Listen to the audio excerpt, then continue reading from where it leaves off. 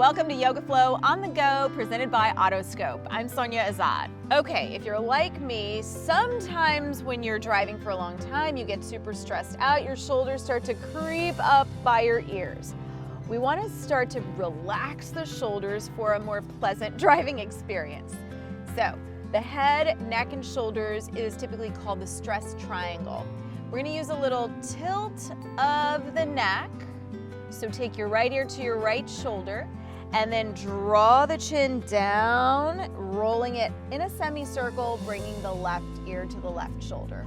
Now we're not bringing the shoulders up by the ears. Keep the shoulders down and away. Keep the neck long. Tilt and roll, tilt and roll. Now remember, you got to do this one while you're stopped.